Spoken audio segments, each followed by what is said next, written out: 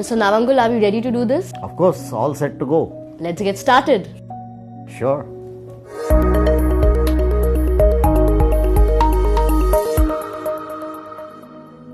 Hello, I am Sanjiv Navangul, Managing Director and CEO of Bharat Serums and Vaccines. A very warm welcome, Mr. Navangul. It has been a great pleasure to meet you after so long and also interview you. So my question to you is, what if you were given a time machine and you had to tell something to yourself? What would that be? I think the simplest answer would be, if I am given a time machine, I would become a child and remain there. That's so sweet. but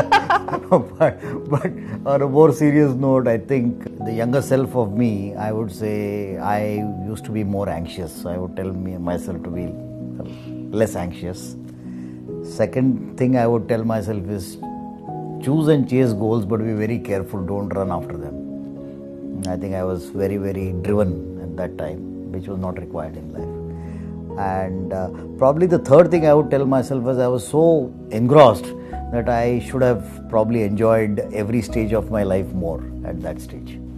You're saying go slow. Yeah, just enjoy at that age what needs to be done. Okay, so how do you enjoy a Sunday afternoon when it's your time off? You don't have to work, you don't want to work. It's actually very less dramatic. So I get up reasonably early, but I do light exercise and then I have very nice breakfast, whatever of my choice. And then I am free to read. I end up reading a lot. Then I spend some time studying something about Indian music. I spend an hour or so doing some real studies. Interesting. And then actually I enjoy spending time with my wife. Basically, I sit and she talks, and that's so sweet. And then I think, and then we end up meeting friends either at our home or somebody else's. So it's a real downtime, excepting for probably the research I do in music and the serious reading I do. I literally have a downtime. I literally don't bother about anything else. So it's unwinding for a Monday blue. Total. Mr. Navangul, you've been a strong advocate for women in pharma. What tools do you think corporate India should imbibe for the DEI agenda? I think there are 3-4 important things to build better diversity in organizations and ensure that women get their due. One is to ensure that you are there for them whenever they require the most.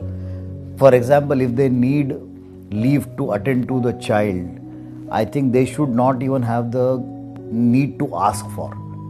You should be able to create an organization which allows them to literally decide for themselves how they want to conduct themselves, when they want to take off, when they want to do anything else. Just allow them to be. And that's very, very important to create that atmosphere. It's extremely important to create a safe, nurturing atmosphere for women. It is incredibly motivating for them. The second, I would say, is that don't make any gender-based decision in organization, because you have to give respect to women. You cannot be trying to treat them separately. The third, I would say, is that I at least try a lot to create a lot of male ambassadors to ensure that they are ambassadors to ensure that women get their due in organizations. And then there are other things that you have to consider, which are in a way mundane, that you ensure pay parity, you ensure equal opportunity. Those are things which, as a long-standing MNC guy, all those cliched things we do anyway as an organization. But very important to do these three things. I'm sure people are listening and they will make sure that all these points are imbibed. Now, going back to you again, you've been very successful in your journey. What's next for you? Actually, it's a very interesting question.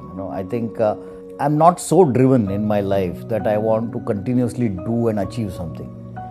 I feel I should make a better, judgment of myself and I get a better version of myself. Probably the next phase of my life is going to be 3 main things. I think I enjoy sports, so I'll do a lot more activity in sports, not just watching, but maybe mentoring and doing some helping with the skills that I have learned. Second, obviously my research in music is very close to my heart, so I'll end up trying to write a book or two on music and its impact.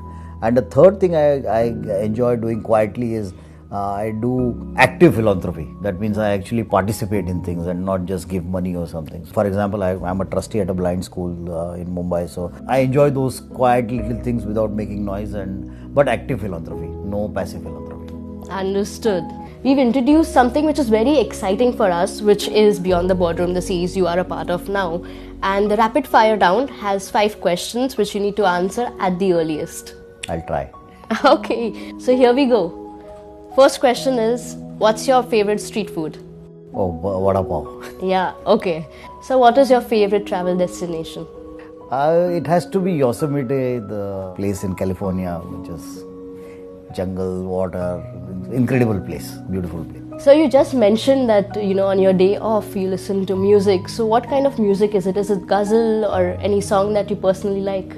Oh, lots of them, but probably Mehdi Hassan's Ranjishi Sahi is my favorite. Dil Dukhane Ki.